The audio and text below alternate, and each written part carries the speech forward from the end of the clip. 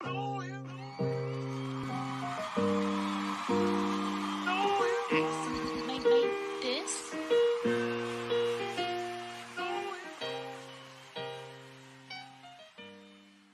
member of Tupac Shakur's entourage, a witness to the shooting that left the rapper mortally wounded, has himself been on Sunday, is further complicating an investigation already hindered by uncooperative witnesses.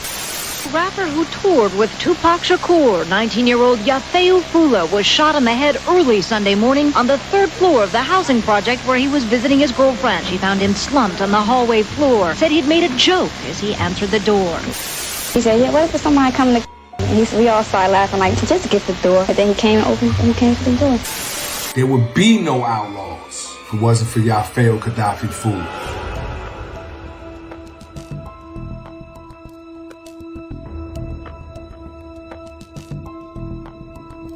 On November 10th, 1996, Yaki Kadafi was in Orange, New Jersey, spending time with his girlfriend and some friends. The night was calm, just a gathering of young people, unwinding and talking. The apartment was filled with conversation, the kind of easy company that made the outside world feel far away. She begged us, please come perform at this memorial. Me and Napoleon was in Jersey as well. We both was like, all right, you know, we all gonna do it. I just remember the conversations with me and Fatal and Kadafi, and they was like that, you know, they didn't want to do it, you know what I mean? But they promised me that they was going. I left before they did, and they promised me they was gonna get on a plane and come out there and do this performance with us. They missed their flights on purpose. Some say Kadafi was avoiding some responsibilities that night. Like, yo, y'all can catch the next one, catch the morning one. The Jersey and Atlanta, that's a 2-hour flight. Coming up with all these excuses, you know, I was just disappointed. Like, you know, Pop, he loved y'all, man. He did try to do everything he can. It's the least we can do is perform at his memorial for his mom. The day before he passed away, Young Noble cursed Kadafi out because he missed the flight to Pac's farewell service on purpose. Late that evening, there was a knock at the door. When it opened, a gunman stood on the other side. What happened next is unclear. Some say an argument started. Others say it was all in good fun, play fighting between friends. But then, a gunshot. The bullet struck Kadafi in the face. He fell to the floor as the room turned to chaos. Voices screamed. Blood spread across the hallway. When help arrived, it was already too late. At just 19 years old, Yaki Kadafi was gone. Noble, somebody on the phone, they want to speak to you. They said it's urgent. It was my homegirl, Taliba from Jersey. She said Yaki's on the floor. You know, she was at his girlfriend's house. Her and Yaki girlfriend was like best friends. She said Yaki got shot. He's on the floor right now in the hallway, you know, with a hole in his face. A young life cut short, a future stolen in an instant. And in the hours that followed, one question remained. Was this really an accident? He was gone too soon. And once again, a young life was being lowered into the ground. Yaki Kadafi's farewell service was a quiet but heartbreaking affair. Family, friends, and those who knew him best gathered to say their final goodbyes. On the streets of Montclair, where the young rapper grew up, friends listened to his music and angrily objected to reports Fula's death was in some way connected. His mother, Yasmin Fula, stood in mourning. She had already lost so much, and now she was burying her only son. The grief in the room was suffocating. The news of Yaki Kadafi's passing spread quickly, but it wasn't met with shock. It was met with exhaustion. Another young artist was gone. Another future stolen. Another funeral. The hip-hop world had barely begun to process the violence that had already taken so many, and now there was another name to add to the list. For those closest to him, the pain was overwhelming. The Outlawz had already lost Tupac. Now they had lost another one of their own. Kadafi, you know, then Fatal like rapping, I'm done with this the day Kadafi.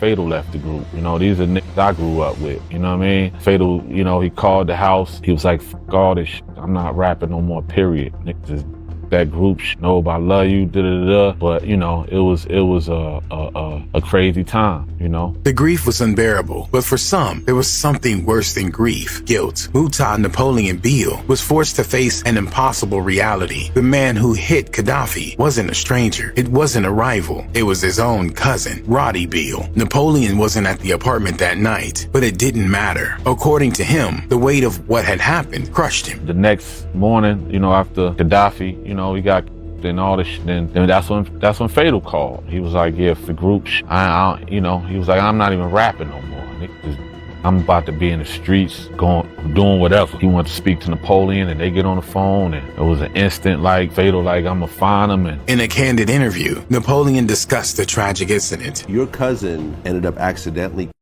Kadafi? Yes. Napoleon revealed that while Roddy maintained the shooting was accidental, he never pressed his cousin for details, fearing that deeper questioning might uncover a more unsettling truth. It sounded like it, my cousin told me it was an accident. I never really, because it was hard for me. I never sat down with him really besides that day and talked to him about it. You know what I mean? And since he been home and the times I've been around him, I never brung it up again. You understand?